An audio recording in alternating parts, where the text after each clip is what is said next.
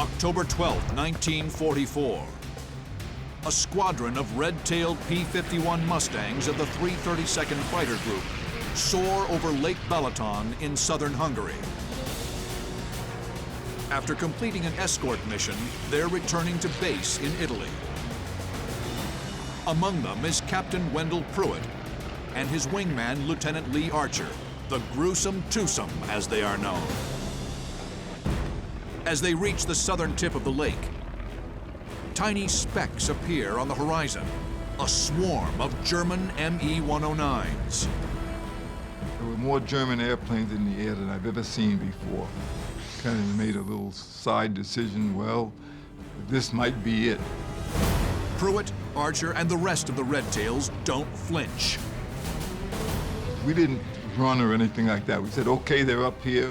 It's as many of them as it is of us. We'll take them on. Throttles firewall, machine guns armed, the Tuskegee Airmen rip through the German formation.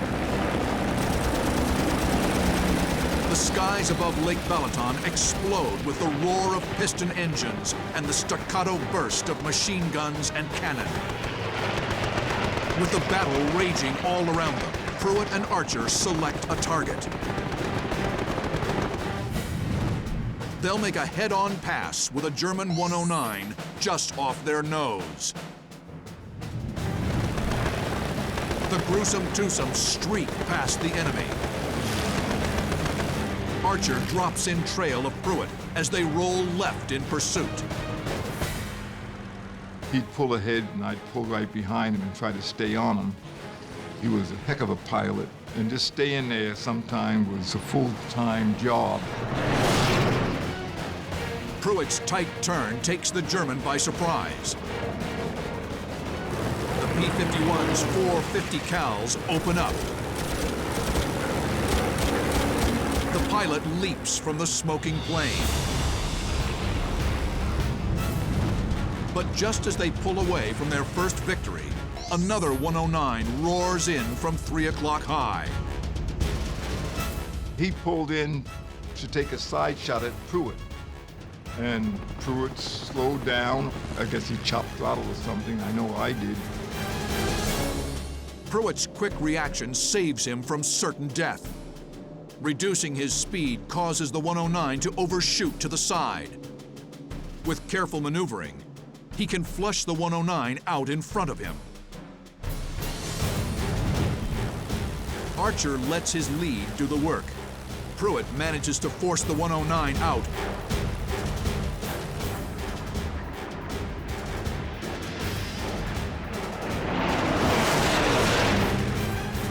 But suddenly, another German bursts into the fight.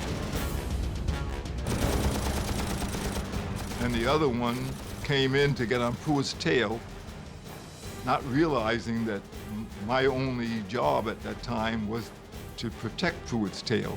So it's the Me-109, there's Pruitt shooting at him, there's the Me-109 shooting at Pruitt, and there's me shooting at him. Archer expertly leads his mark and fires.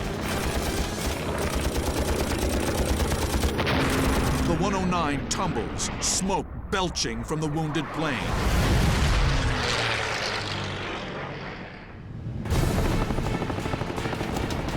Seconds later, Pruitt fires a long burst into his 109.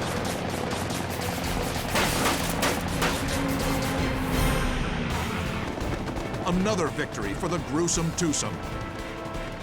But they're not done yet. They dive back into the furball. He made a screaming turn back to where all the other aircraft was. And I really wasn't sure that was a great idea at the time.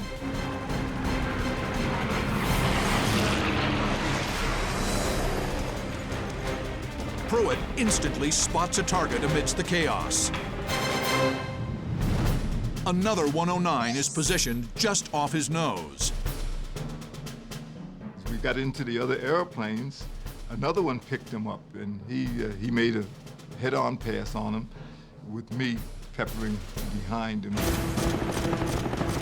Pruitt and Archer roar past the German, guns blazing. Archer follows Pruitt through another crushing left turn. I guess I was lagging a little bit. Another one came right in behind him. They were suckers. They didn't see the second airplane 1,000 yards behind, armed to the teeth. Again, Archer's 50 cal sparked to life.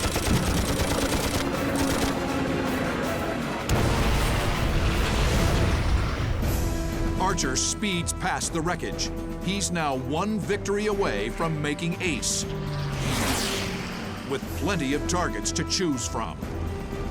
At that time, there were so many airplanes in the air that I say somehow I lost Wendell O. Pruitt, but it's not true. I saw an aircraft that I could take on, who was coming my way. Archer is here. The 109 is here. Archer can easily initiate a head-on pass by banking to the right.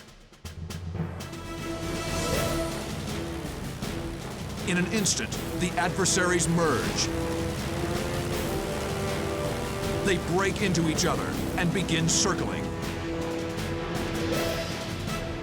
Whoever pulls tighter will win the contest. The 109 inches closer to firing position. The German's heavy cannon is poised to unleash lethal retribution on Lee Archer. The American has seconds to react.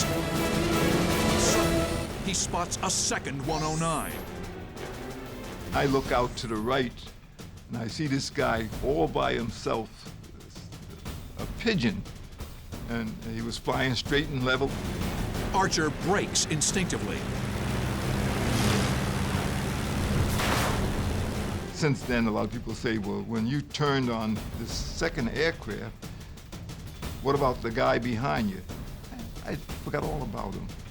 I think that's how I got my left wing hit. And it must have been a cannon shot because it had a hole in the wing, huge under the bottom. Archer latches onto his target.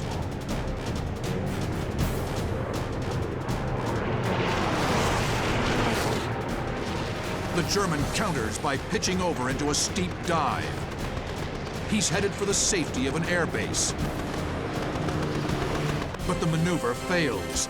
The determined Mustang pilot will not be denied his 5th victory.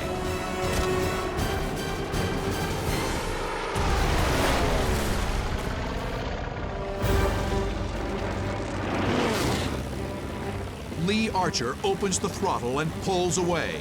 He's bested the German, but he's broken formation with his flight lead, Wendell Pruitt, strictly forbidden for a wingman. I guess the only thing was my mind, how do I explain to Pruitt how this happened? Now alone and low on ammo, he heads back to base. Archer's 3 victories on October 12th bring his war total to 5. It is an historic achievement made by a skilled and aggressive fighter pilot. The Tuskegee Airmen now have an ace.